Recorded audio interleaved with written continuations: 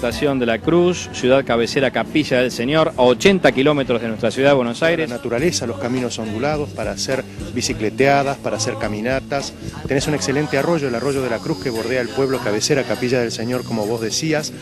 Y tenés una de las características fundamentales del distrito, que es el pueblo de Capilla del Señor. Le decimos pueblo cariñosamente, aunque el tamaño es de ciudad, pero nosotros nos comportamos como pueblo. Capilla está declarado bien de interés histórico nacional.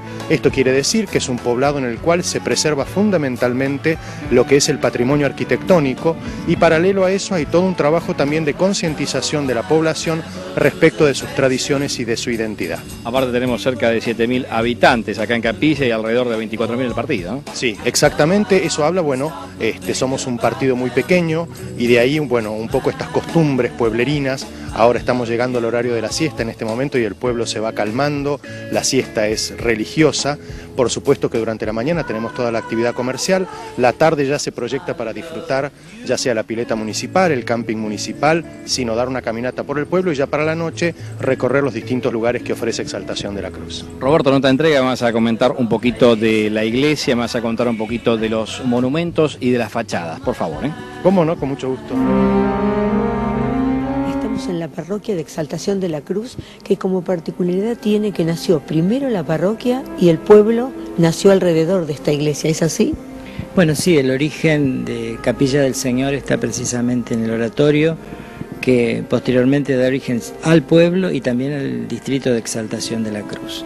Es una iglesia que realmente tiene unos altares preciosos que, como me contaba Alberto, son en madera pareciendo mármol. ¿Cómo se inició esto?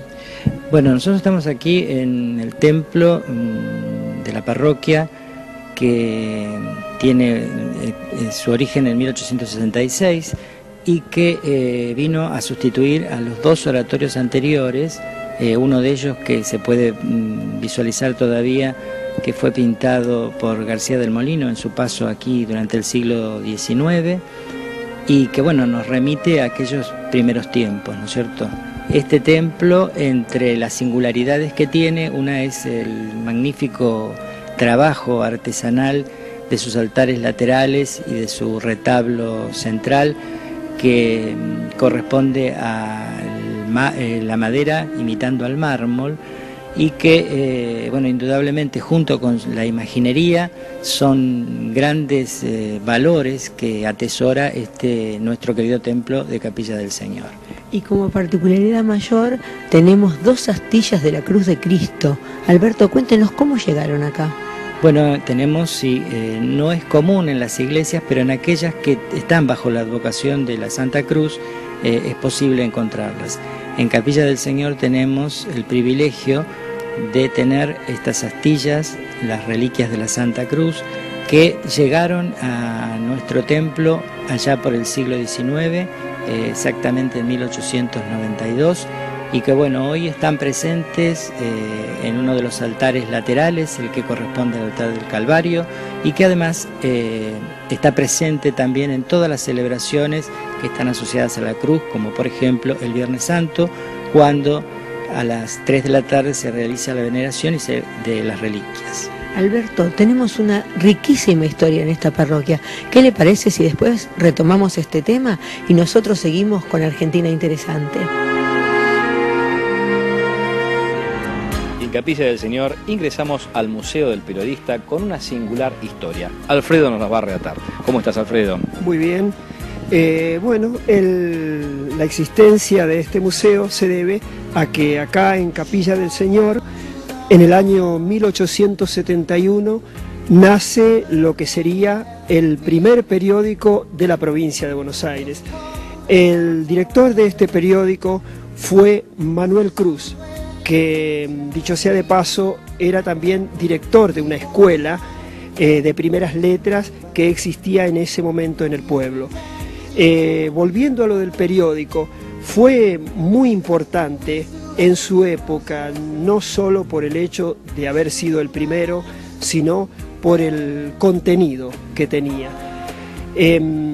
Vino a cubrir una necesidad que era la ausencia total de información, de medios en toda la gran llanura bonaerense.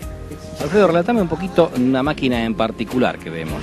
Sí, precisamente para poder hacerse este periódico se ve la obligación de instalarse lógicamente una imprenta y se compra en Francia una máquina Marinoni que llega en junio de 1871 acá a Capilla del Señor y que sería la que haría los 133 números que integran la comisión, la colección del monitor de la campaña.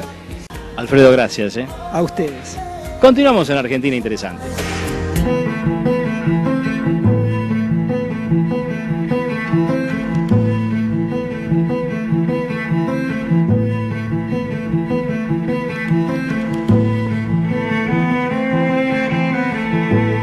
Capilla era la típica estación bonaerense con alero y tanque de agua que abastecía a las locomotoras a vapor.